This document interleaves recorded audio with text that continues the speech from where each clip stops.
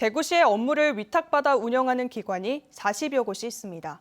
그런데 위탁기관은 질 낮은 일자리를 대폭 늘려 고용을 불안하게 만들고 있습니다. 공적 업무를 맡은 대구시 위탁기관인데 질 낮은 일자리가 태반이나 된다고 합니다. 양건희 기자가 보도합니다. 대구 디지털산업진흥원 DIP는 대구시에서 위탁받은 정보통신기술과 소프트웨어 관련 기업 유치 지원 사업을 합니다. 업무를 위해 건물 2개도 함께 위탁받아 운영하고 있습니다. 그런데 DIP 고용 형태는 2년 미만 계약직과 간접 고용이 39명입니다. 총원 대비 정규직은 절반에 불과합니다. 이제 무기계약직을 전화를 하나 안 하나 그거를 이제 해결을 하고 있거든요.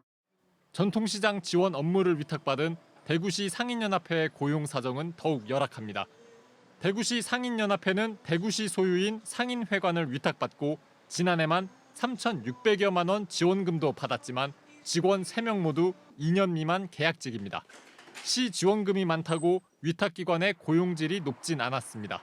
대구 경북 정보공개센터가 위탁기관 48곳을 분석한 결과 예산 지원 규모 상위 10곳 중 8곳의 정규직 비율이 30%대 이하였습니다.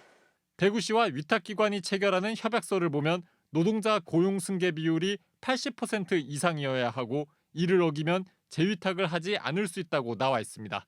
그러나 협약서 상일 뿐 현실은 전혀 다릅니다. 48개 기관 총 노동자는 908명, 정규직과 무기계약직은 57.4%에 그쳤습니다. 나머지 42.6%는 고용 불안을 겪는 계약직과 간접 고용이었습니다. 위탁기간이 끝나고 다시 협약할 때 노동자 절반은 다시 고용되지 않는 상황이지만 같은 기관의 업무 위탁은 반복되고 있습니다. 정규직 없이 계약직과 간접 고용 형태로만 운영하는 위탁기관도 16곳에 이르는 것으로 나타났습니다. 고용 승계 비율이 위탁 운영기관 평가에 제대로 반영되지 않기 때문입니다.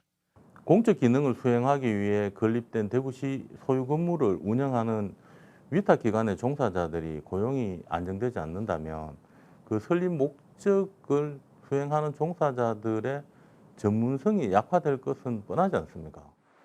위탁기관 종사자들은 대구시가 위탁한 공적 업무를 하면서도 말뿐인 고용 승계에 고용 불안에 시달리고 있습니다. MBC 뉴스 양관입니다.